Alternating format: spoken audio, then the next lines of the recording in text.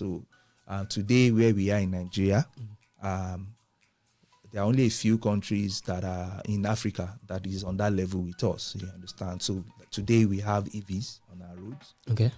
We have EV charger stations in some of the states, and funny enough, Sokoto, Borno, those kind of places have the infrastructure to charge EV cars, like charging Lagos, stations. you understand? So, and if you look at the number of EVs again globally, as at last data checked on this, about 6 million EVs worldwide. So Wow, it's still very, very small. So for us to even have one or two, we should be celebrating, you understand? So, and it shows that it's actually doable. Hello guys, welcome to the Techpoint Africa Podcast. My name is Bolu, and today we'll be discussing something quite interesting. We'll be talking about EVs. Is Nigeria really ready for them? And we'll also be talking about car financing, what you need to know in case you want to buy your first car or your second car, or probably even the third. Today I have a guest from Autochek, and he will be answering some of the questions I have. I'll let him introduce himself. Okay, thank you. My name is Mandela Oniemola. I'm the Vice President for Central Processing Group for Autochek. Okay. Thank you very much, Mandela, for joining us on today's podcast. All right, before we go on, let me just talk about today's sponsor, the sponsor of today's podcast. And our sponsor, as I'm sure you already know, is Whistle.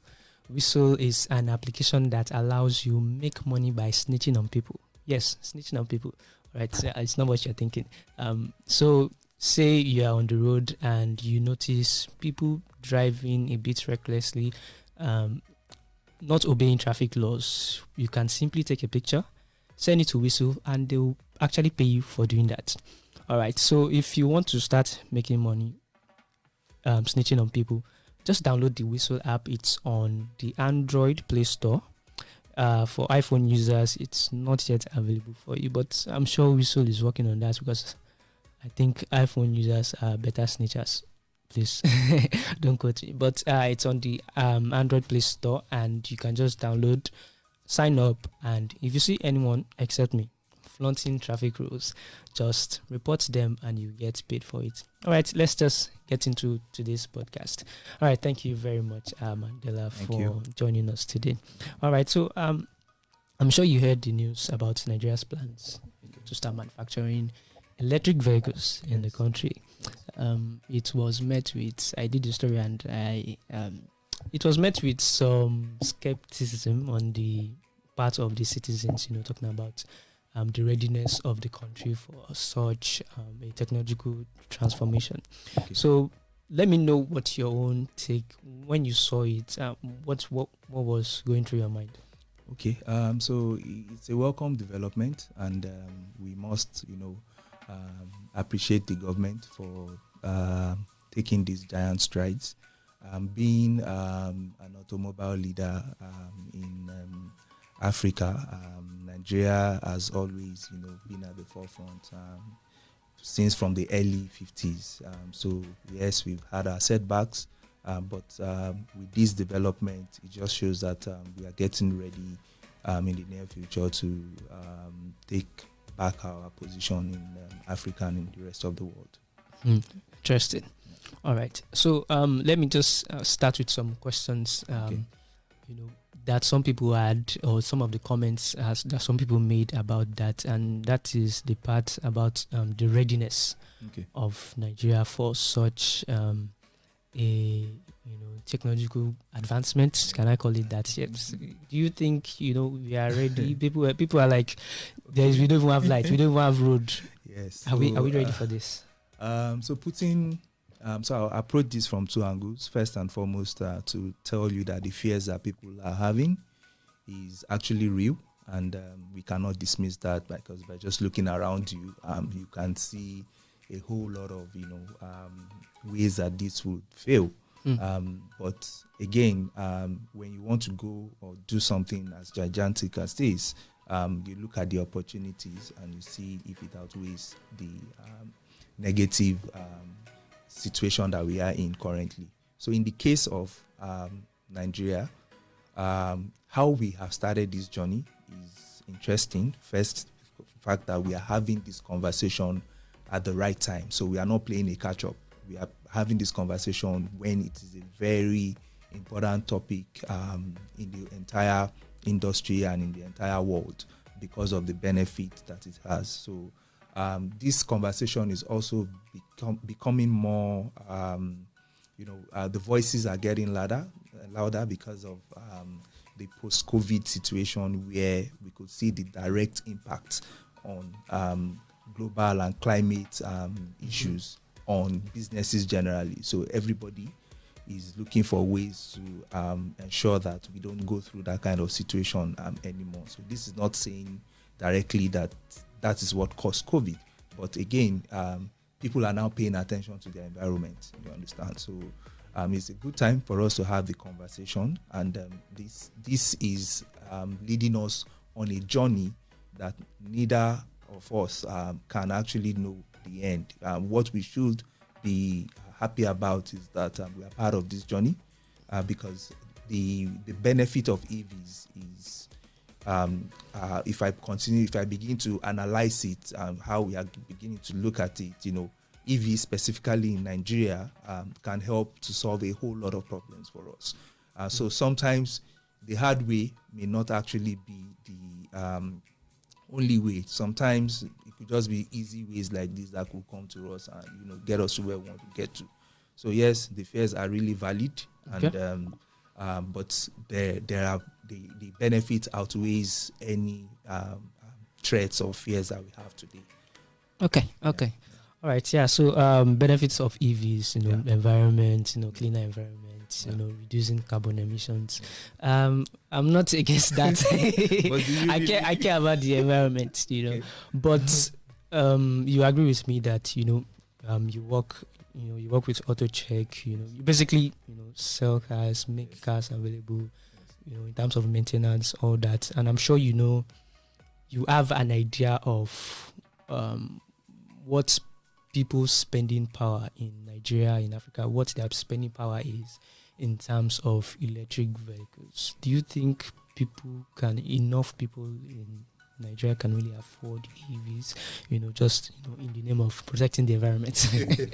Okay, so all right, so you allow me to answer this question from trying to talk about why Autochek is in this business. Okay. So Autochek is an automobile industry leader, and we have cut out a niche for ourselves to create a technology that can, as much as possible, democratize access to owning vehicles. So what it means is that we've kind of done our research and understood why people cannot, afford vehicles. And we've also gone ahead to create solutions for people that are convenient. You understand? So let's talk about our buying culture first. So today, average cost of car in Nigeria, say 4-5 million, you want to go and buy a car. You travel out of this country and you want to buy that kind of car, you kind of have options to use credit to buy those cars. So what that does is that it frees up enough capital for you to do something else. So the right behavior actually is using vehicle financing to buy a car. So once you look at it from that angle, it becomes cheaper for you. Then it becomes something you begin to, what are the other benefits that I begin to get? So for example, in Autochek, we give the vehicle financing, but the journey does not stop there. It only starts from there. When we finance a vehicle for you, depending on any of our partners that is doing the financing, we stay with you throughout the tenure, not because we are the typical Nigerian of you pay back or so. No, that's not why we are there. We stay with you to ensure that the health of the car is as fantastic as possible throughout the tenure, so that you don't have to deal with different kind of issues, and you don't have to deal with the environmental factors that we have today. So coming into our ecosystem automatically gives you an access to owning a vehicle of your choice that you can pay over time. Interesting. With maintenance also bundled in. Okay, yeah, I have a very interesting follow-up question to that. But before I take that question, let me just introduce my audience or talk about, one of the very big, because you were saying something about finance, and I think it's an important way to plug in the FinTech Summit that is coming up. It's a Techpoint Africa event, and it's coming up this November. It's coming up in November 26th, and it's going to be a very big one. We have industry experts in the FinTech space that will be talking about the opportunities, the challenges that are in the FinTech ecosystem in Africa. They'll be talking about things about, how to harness the opportunities that are in the FinTech sector. How do you make use of investment platforms that are now available? How do you make use of, the wide variety of fintech products that we now have in Africa? So simply go to the website. We'll have a link to it, but you just want to type it right now into your browser. Just type fintech.techpoint.africa, and you see the registration link there. Make sure you register, come for the event. You meet me there. We can hang out if there's really anything you want to ask me. I see a lot of comments from people across the continent. Kenyans, I see a lot of Kenyans. Thank you guys. You guys are really, you've been amazing actually. So if you can make it to the event, come. We'll hang out. We'll talk about some of the pressing issues surrounding fintech finance in Africa. All right, yeah. So my interesting question, my interesting follow-up question, which is: so are you saying in the event that EVs become a thing in Nigeria, in Africa, and I want to buy a Tesla, will Autochek be willing to finance my dreams? My dreams of owning a Tesla. So Autochek is an aggregator of the ecosystem, you understand. So we are not operating alone. So today, if you want to buy new cars, you find them on our platform. If you want to buy used cars, you find them on our platform. So if you want to fix cars, you find certified workshops on our platform. Okay, so the reason why I asked that is, I don't know which models are there. I think there's a Y, there's an S, and there are some that are up to $60,000 to probably $80,000, and Autochek will be willing to finance that. Of course, the underwriting process, of course, will come into place, which is where we check if you can afford it. In terms of, you bring the equity, then we spread the rest for you. We agree on the interest rates, and depending on the partner you are talking to. And it's as easy as that. So we are not treating it as a different concept itself, because it's not new, you understand. Okay. What is just changing, and when we talk about EVs, what is changing is just that the internal combustion engine is changing to electronic. Interesting. All right.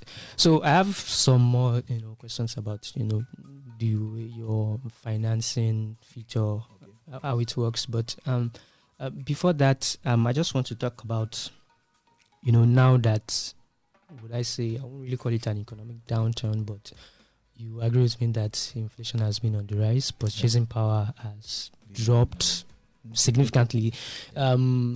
Generally, not just talking about EVs now, how has this affected your platform? Have you really seen reduction in the rates at which people purchase motor vehicles now? Okay, so I would say that the automobile industry itself is going through a phase that it has not gone to in a very long time, speaking to Nigeria. And this is a positive development for us in terms that, so in the last 5, 6, 7, maybe 10 years, down to recent, you will see the kind of cars that are coming into the country are usually badly accidented and, all those kind of conditions. The industry was also not clean. Like, for you to make a choice of vehicle that you are buying, you have to go through a whole lot of headache. You are scared of somebody not cheating you. So all those things are kind of stories that have gone away now. You understand? So you don't hear all those events happening anymore because of organizations like us that have come into the space to create the clarity that is needed here. You understand? So in terms of affecting our numbers, we are a financing platform. So we have more people now opting for financing instead of using their hard-earned cash to go and buy vehicles. Okay. So in trying also not to over-celebrate this, we feel that we are seeing from all the indicators that we are seeing the behavior moving to the right process, right model for the automobile industry. Because when there's financing layered in between, remember, like I said, you have that free cash to do something else. So you don't have to tie up your capital on one asset. And also knowing that this asset is taken care of is also very critical to a buyer. He wants to know. Then for the past 2 years, we've had to replace a couple of cars due to accidents, fire, sort of like that. So these are things that are on our platform today that you can enjoy just by accessing financing through us. Okay. Does that work like insurance? Yes, we have insurance partners. Also. Interesting. So, but Nigerians also will tell you they don't want to do comprehensive because they understand how difficult it is for them to actually claim when the time comes. But because they are going through us, these things within 3, 4, 5 days will replace your car. Okay. So how exactly do you do that? You mentioned you do that with partners, right? Yes, we have insurance partners. Insurance partners. We report the accident to them. Okay. Give them all the details. We file for claim, and you get to come to the website to pick up on that. Okay. So you just take care of that. Take care of that. So okay. I'm trying to explain how the entire thing comes together for Autochek. Okay, that's quite interesting. And you mentioned that more people are opting for and I remember there was a time on this podcast a few months ago, we were talking about Autochek. I think Autochek was in the news about a certain acquisition, and we were talking about the financing platform, and I think we said something about interest rates being high, and then we got clarification from Autochek, I think almost immediately, about how it works exactly, but it's not really that clear. How does the interest rate work? I would explain to you also again. So again, in simple steps, what Autochek has done is to aggregate partners on our platform. So we have financial partners, the same way we have insurance partners, the same way we have workshops, the same way we have dealers. So we set the platform for everybody to interact. So if you pick a car on Autochek website today, you get multiple offers from our financial partners. These offers are competitive. So you have to look, okay, this one is offering me 15% interest rate. He's giving me this car for 2 years. Should I go for it? Or another one is saying, no, I'm giving this guy, based on his statement, on his activity, I'm giving him 18% interest rate, but I can give him a longer tenor. So 3-4 years, you understand? So what we've done is that we've made that decision to be in the hands of the consumer. So the market is regulating itself. Then we share that information with our partners to say, hey guys, customers are coming to us. They are refusing your offers because your interest rates are high. So they go back, they adjust, they come back. So that's the adjustment that is happening. So gradually, we've seen a decline in the interest rate despite the economic situation currently from when we started. So it's the partners that give you their own... You give us your interest rates. Then you see exactly the behavior of the customer. So the customer that comes will pick one out of the offers that suits him the most. Okay. So how then do you make your own money? Do you want me to actually explain that? Okay. If you can. Okay, so I'll try a bit to just tell you that first and foremost, we are not keen about making money. We are keen on creating that, platform that connects everything together. Because we know that once we have that infrastructure, so remember when I said that the infrastructure is the most important thing. So it's like saying that how do you create a road? How do you put a toll gate and make money from the onset? First and foremost, let's even build the road. Let's see if people are passing through it. Then we start looking at the numbers of cars.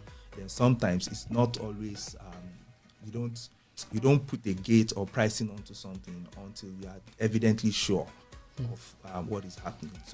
So for us, what we make is not a priority to us now. We have a couple of service charges, which is not exorbitant. So you understand. So it's very transparent when you look at our pro forma invoice.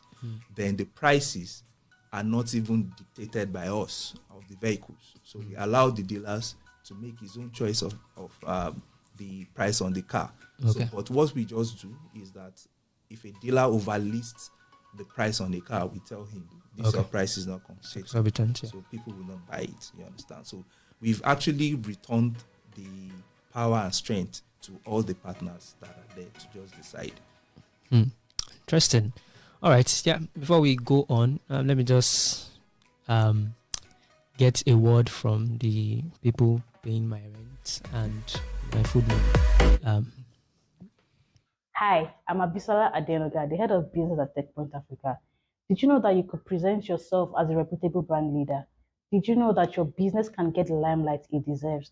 Now you do. Using Techpoint Africa's marketing tools, we can put you in the faces of a large audience for brand awareness and thought leadership. To do this, reach out to us by sending an email to business@techpoint.africa or click on the link in the description below.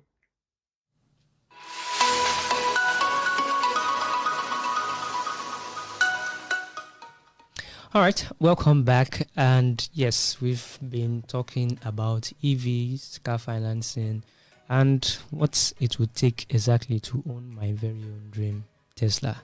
And I've been discussing with Mandela from Autochek. Autochek is an automobile company. Am I right? A technology company. All right. Yes. All right. So you said a lot about what the coming of EVs will be in the country, the issues that are surrounding EVs, and why Nigeria could actually be ready for it. Yeah. So let's talk about Autochek a little more. Let's go to Autochek. And in the past few months this year, I think you've had some really interesting acquisitions. One in Morocco and one in Francophone Africa. Yes. So what has those acquisitions? What has it done? How has it been so far? Okay, so it has been a very interesting journey for the Autochek team, and to be honest, we would say that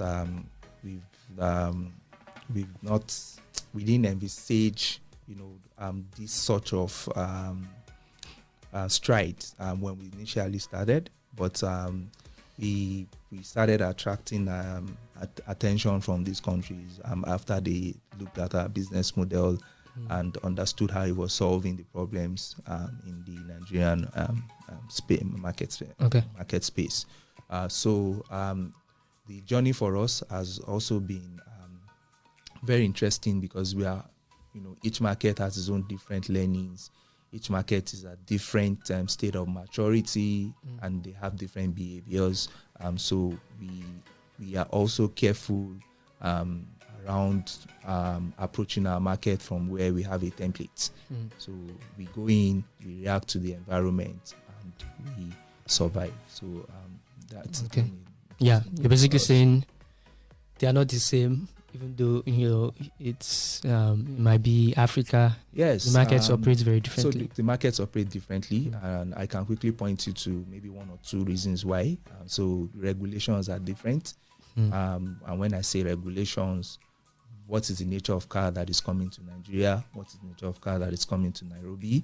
What is the nature of car that is allowed into a Cote d'Ivoire, for example? So in Nigeria, we are just trying to clean up by the new valuation system introduced by the federal government. Again, if you look at the past 5-6 years, there's been so many activities happening around the policies, and that is what government is meant to do. So it's we are moving in the right direction. So and what does this explain? It just technically says that cars of this particular age are being discouraged, because there's no way those cars come into this country that will not put us at risk. You understand? So you go to some cities, you tend to find cleaner cars, cleaner buses.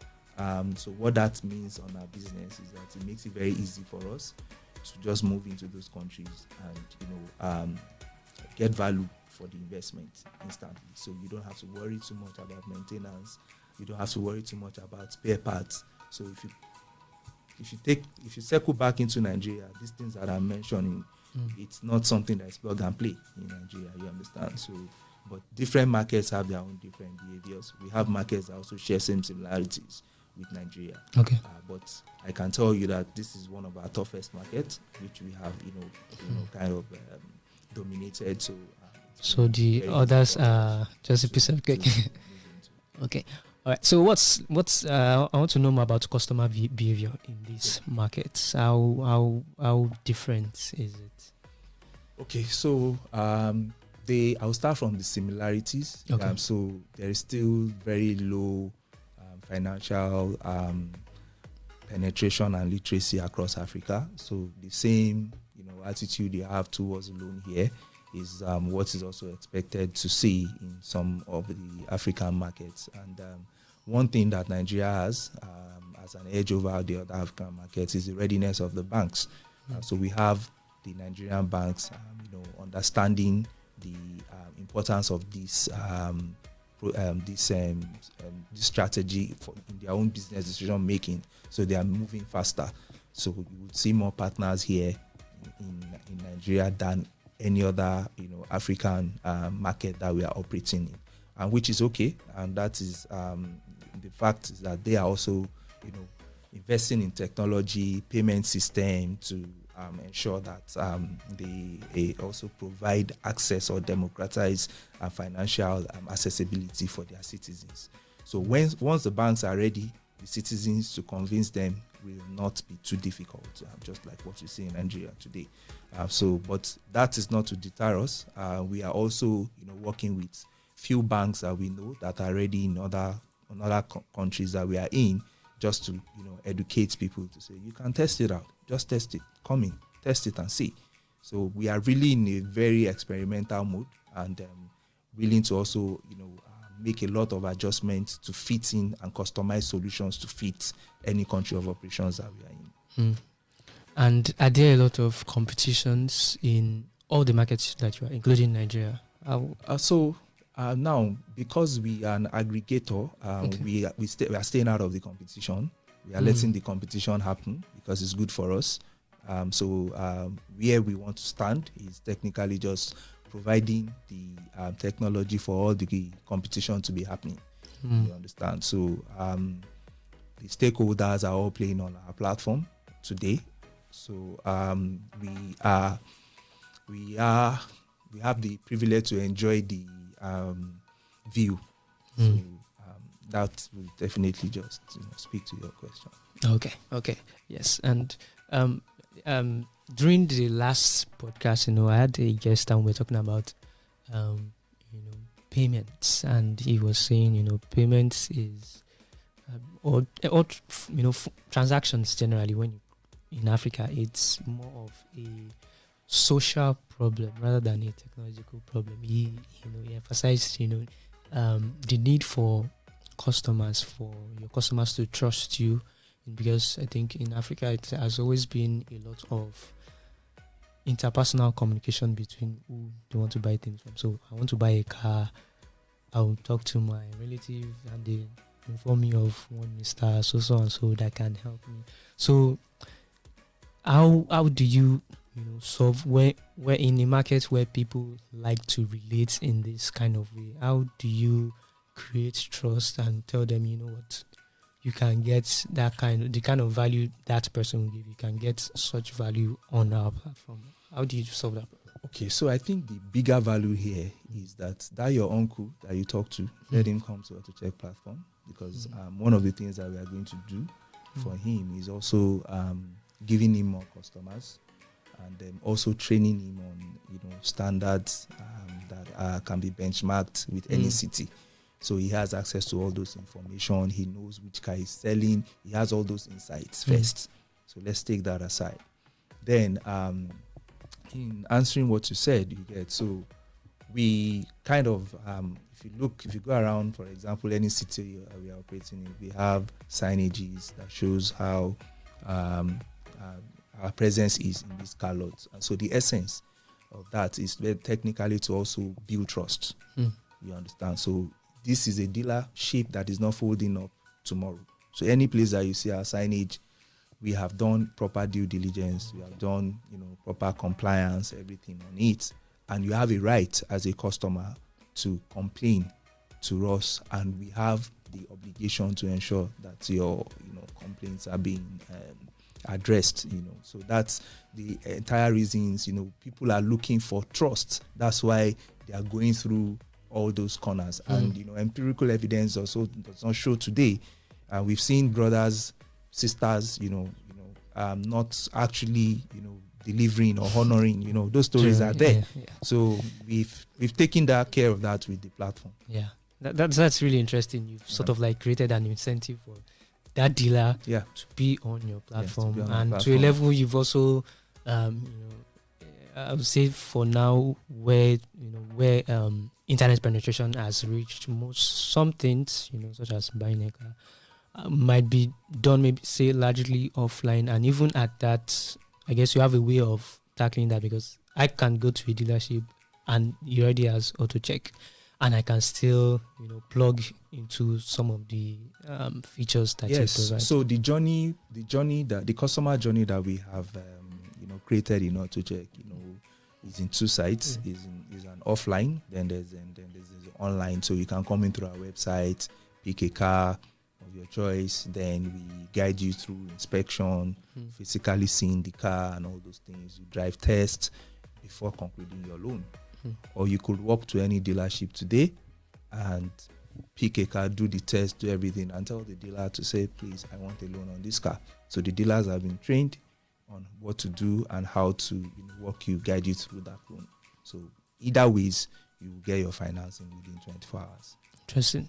So as it is with all kinds of ventures, it's there are usually hiccups here and there and challenges, and I'm sure Autochek has seen its own fair share of challenges. What are some of those challenges that are unique to you? Some that really stand out for you? Okay, so I think the biggest challenge for us is also an opportunity for us because as it is today, the automobile industry is very fragmented. So spare parts dealer is not talking to a car dealer. A car dealer is not talking to a workshop. A workshop person is not talking to maybe a banking partner or insurance partner. So they are not talking together. Everybody is just in silos. You understand? So this is the opportunity that we saw, and which is what we are now providing a solution for. So you can just make a buying decision on a car by the snap of your fingers in 10-15 minutes on our platform today, and you can drive your car home. So that's quite interesting. All right, so let's just circle back to EVs for a second. Okay. Yeah. So have you seen any demand for electric vehicles? Okay. So I would say that in terms of demand, we may not necessarily have gotten enough demand to the level that people will start to take notice of. But we as stakeholders, even if one transaction happens on EV, it's a big win for us because it means that this has come to life. You understand? Then the principles of compound interest starts coming in. You understand? So from 1 to 4 to 8, like that. So today, where we are in Nigeria, there are only a few countries that are in Africa that is on that level with us. You understand? So today we have EVs on our roads. Okay. We have EV charger stations in some of the states, and funny enough, Sokoto, Borno, those kind of places. have the infrastructure to charge EV cars, like charging Lagos, stations. you understand. So, and if you look at the number of EVs again globally, as at last data checked on this, about 6 million EVs worldwide. So Wow, it's still very, very small. So for us to even have one or two, we should be celebrating. You understand? So, and it shows that it's actually doable. And the way the government is going about it, especially with the recent MOU, it shows an understanding of the initiative. Because if you look at the components of the MOU and the partners that are involved, I would technically say is Autochek that is only missing yet. And I will explain that also. So because one, the two partners, one Israeli is then the other Japanese. Japanese is the largest exporter of used cars. So definitely we are talking to the right people.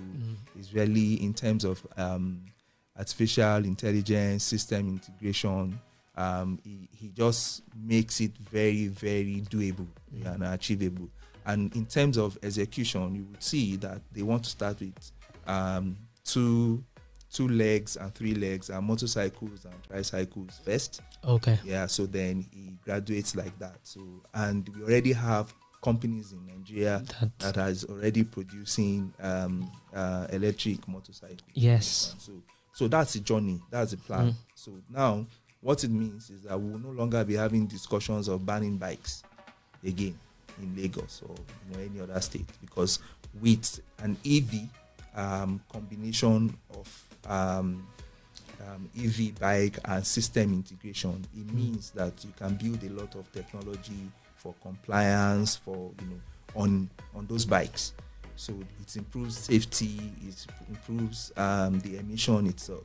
So by 2035, which most countries are already setting as target, I think we should have considerable number of EVs on our road. Interesting. So it's just you mentioned my final question already, and it's about the partners, right? One Israeli, the other Japanese, and like you also said, we already have Nigerian manufacturers that are already doing electric vehicles, like the likes of Tech. We have Jets doing some things around electric vehicles as well.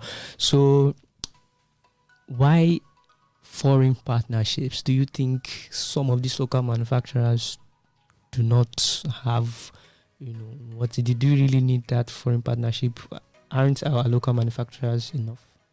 Okay, so this is not a situation where we should look at the capabilities of whether Nigerians or Nigerian company can do it or not. Yes, of course, it's technology. We can. We know how the tech space is in Nigeria. You understand, but there's a whole lot of components that works together to bring this to happen. Okay. You understand? So I don't think we are there yet.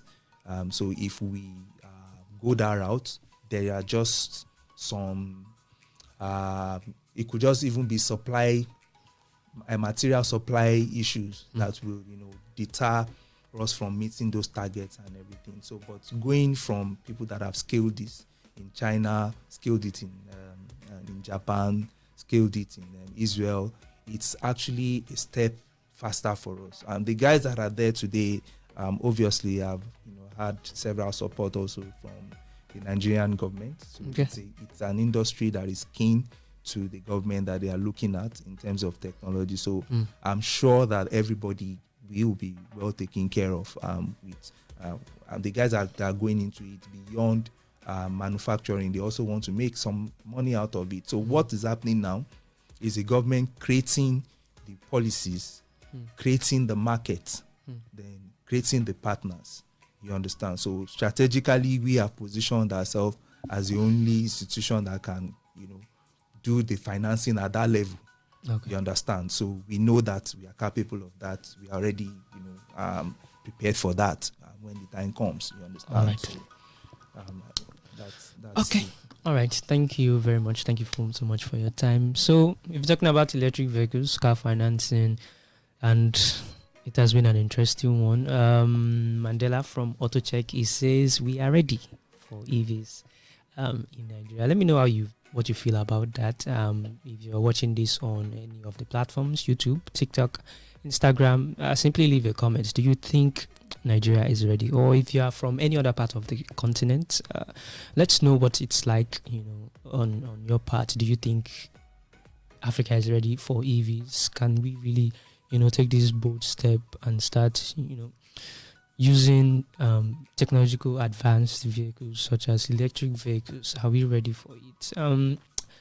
And to everyone that has been commenting, that has been liking, sharing, thank you so much. We've been seeing them, we've been responding, and please keep it coming. And if you're listening to us on a podcast platform, or you want to listen to us on any podcast platform, we are available on Google Podcasts, Apple Podcasts, iHeartRadio, and anywhere else you get your podcast. My name is Bolu, and it has been an interesting one. Have a lovely whatever you want to have. Bye-bye.